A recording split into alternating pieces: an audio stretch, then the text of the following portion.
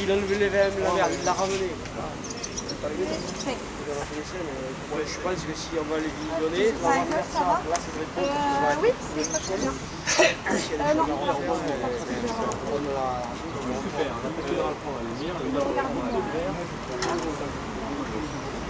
voilà, je vais pas le prendre maintenant. Alors,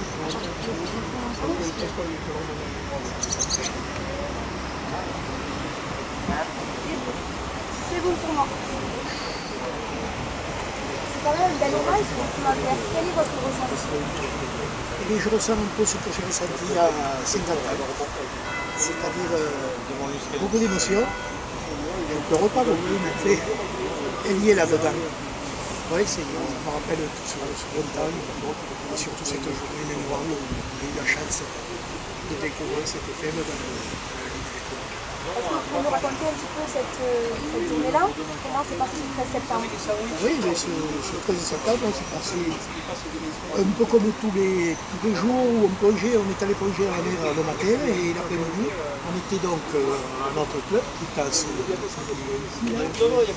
Et quand on est revenu, on est resté à 3 pour regonfler toutes les bouteilles. On a mangé, on a saucissonné en fait, sous le pont qui a été démoli à l'ombre parce que la circulation était interrompue puisque le pont risquait de tomber. Et quand on a mangé, on a décidé d'aller faire un tour, de replonger un petit peu l'après-midi, d'aller faire au moins une bouteille. On s'est mis à l'eau donc avec Raphaël Mola et Aimé Blanc. On est allé plonger et on avait décidé, le club avait décidé de plonger, de porter toute notre attention aux alentours du pont parce qu'il y avait des équipes qui devaient venir le démolir. Et on ne voulait pas que certains objets, comme c'était quand même un endroit où il y avait pas mal d'objets de valeur archéologique, on ne voulait pas que ça disparaisse. Donc on a porté toute notre attention là-dessus et donc on a plongé là. Et tout à fait par hasard, comme toujours. Enfin, le hasard, quand même, on le provoque. Si on y est souvent dans l'eau, on a des chances de découvrir quelque chose. Si on y va souvent, on ne découvre rien. Enfin, la chance, il y a quand même pour quelque chose. Et je suis passé sur une tâche de pétale un peu vert de grisé, donc c'était le drapé de l'épaule de l'EFM. Je l'ai dégagé, je suis remonté à la surface. Entre-temps, le président du club, Denis, était arrivé, il m'a passé la corde, je suis descendu, je l'ai attaché, j'ai donné les 3 coups traditionnels, et puis il a remonté là, directement l'EFM jusqu'à la surface. Là, ça a été l'apothéose parce que là, cette trouble de fond, monter à cette eau, dans cette eau plus claire, et le voir apparaître dans l'eau claire et à la surface, c'était quelque chose. Est-ce que vous pouvez nous dire un petit peu de quelle manière vous conservez cet effet maintenant?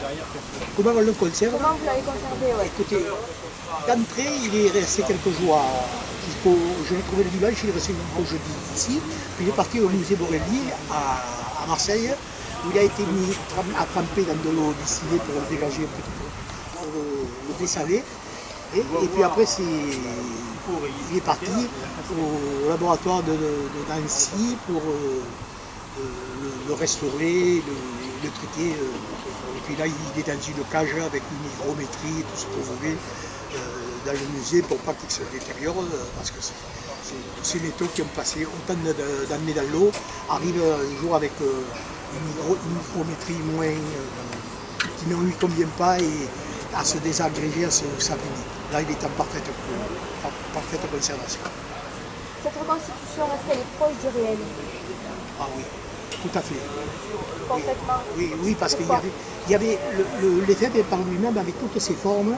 Par contre, il y avait des trous qui ont été rebouchés par de la résine. La main qui était tombée a été remise. Pour moi, ce n'est pas une chose qui est bien esthétique. Je trouve que je préférais les faibles quand il n'avait pas sa main. Maintenant, ils ont remis la main, parce qu'elle y était, elle le tenait. Je l'ai vu quand elle s'est cassée, qu'elle est tombée.